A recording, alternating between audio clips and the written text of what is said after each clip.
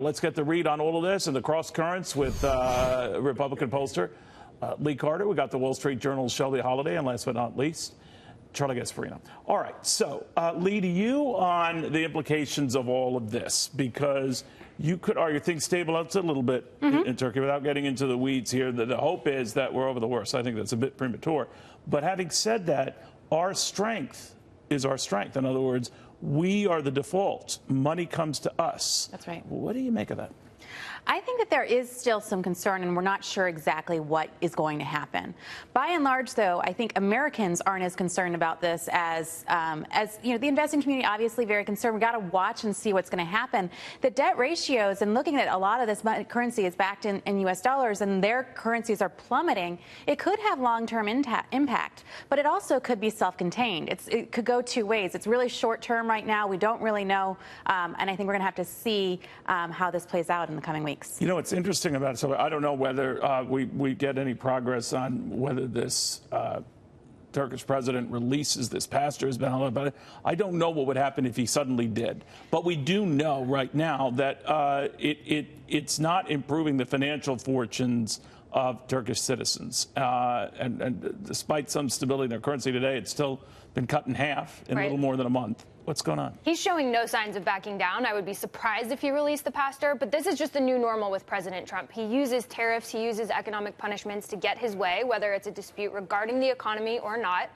But let's be real, Turkey had problems long before Trump ever slapped tariffs on them. So that just added to And this pastor, Andrew Brunson, the subject we're talking about, this only became a catalyst really within the last couple of weeks. Yeah, and that upped the ante on tariffs. But when the president takes to Twitter and says things like things aren't good with Turkey right now, that does rattle the markets. That does worry a lot of people.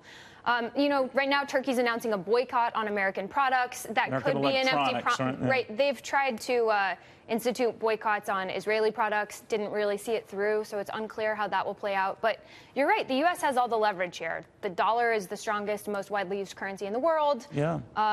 If they decide not to advertise in our markets, I'm not sure how badly that will hurt U.S. companies. Well, for now it's not. But Charlie, the one thing I worry about is just because, you know, we're the strongest economy around doesn't mean it's a birthright that we always will be. And these kind of flare-ups and the president's response to them, more to the point about, you know, slapping tariffs or sanctions in the case of Russia, which might be perfectly justified, but it's a whole new weapon and to settle a lot of political disputes. I think there are three stories here. I mean, if you break it down, one story is the political story, which I think Trump is doing a pretty good job with. I mean, he's basically saying, listen, you have one of our people. We want him back. And I'm going to use a tariff if you're going to do something like that, if you're going to violate human rights. It sounds like a pretty good thing. You got to be in favor of that. I mean, that's our power to squeeze them economically. Okay. The second thing, though, is maybe a more concerning story, which is about our banks. And this is where it becomes sort of interesting. And of all people, Paul Krugman wrote a great article about this over the weekend, where he compared this to the Asian crisis. Whoa.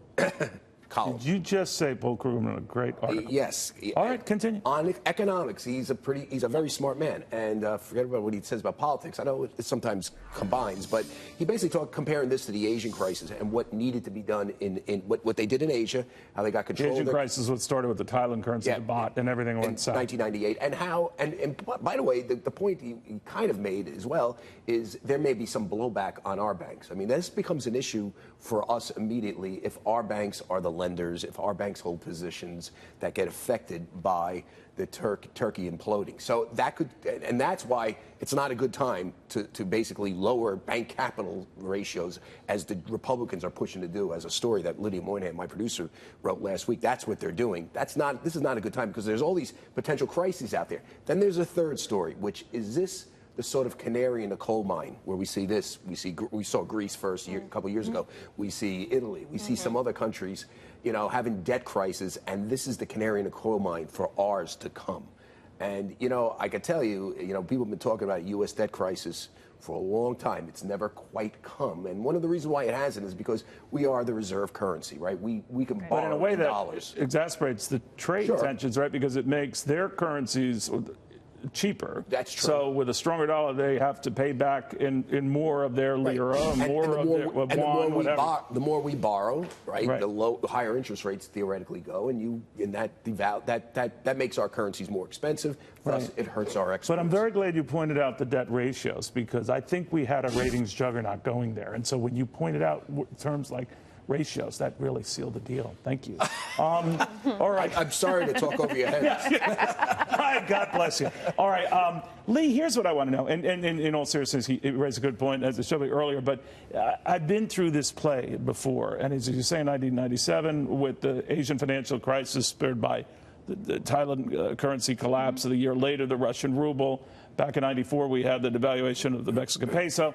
And it always goes beyond just that, and this is going beyond just, this country, and I'm wondering, where does it lead? I think it's a really good question right now. Where does it lead, and how far is it going to go? Because I don't think we can say that we're past it. I think a lot of people are trying to say that right now. I don't think that's necessarily the case. What I'm most concerned about is the area that we're looking at. This is a very important region, country to the Middle East. This is really, when you look at its neighboring Syria, it's looking at a lot of our geopolitical areas right now. So if you've got some big crisis there, that could really spill over into some of our relationships when you're looking at Iran. But I'm wondering if we're stabbing ourselves here, because one of the ideas that was kicked around, well, if Erdogan, the president of Turkey, is doing all this stuff, he shouldn't be a member of NATO. We should kick him out of NATO. Be careful what you wish for. Well, be careful what you wish for, and there's a big fear that we are pushing Turkey closer to China and to Russia. We already know that Erdogan had a phone call with President Putin. He's telling his citizens to buy Chinese products instead of American products. He could withdraw from NATO. He could move away from the West. That would not be a good thing for us militarily, politically, economically. It wouldn't. But he's got so many economic problems. I mean, I think he does, and he doesn't know how to solve them. I think we all kind of overestimate. Listen, they all have nuclear weapons, so you can't play with them.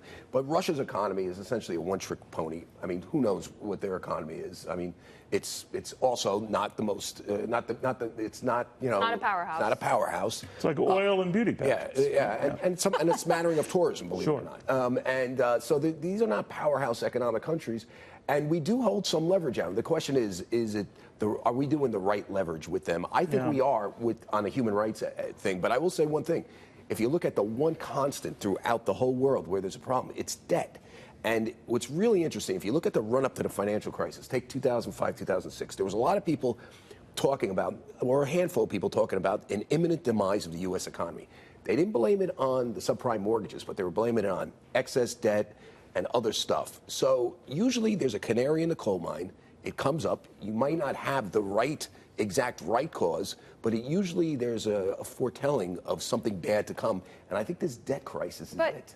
But here's the question. Is President Trump setting himself up to be blamed for anything that could come along those lines because of these tariffs? I know that Turkey had problems long before this, but this president does not love diplomacy. He obviously has not shown that he's willing to go to war, but he loves this middle-of-the-road path, tariffs and sanctions. And so could this problem be solved better with diplomacy? Is it something we should be Well, that's not the route he normally goes. I think the problem with him is the broad-based tariffs against our friends, too. And I think listen, here's the problem that President Trump's going to have. If we don't have 3% plus growth, repeated. Well, he's saying 5% next quarter. I'm just saying, if we don't have it, the deficit is going to go through the roof.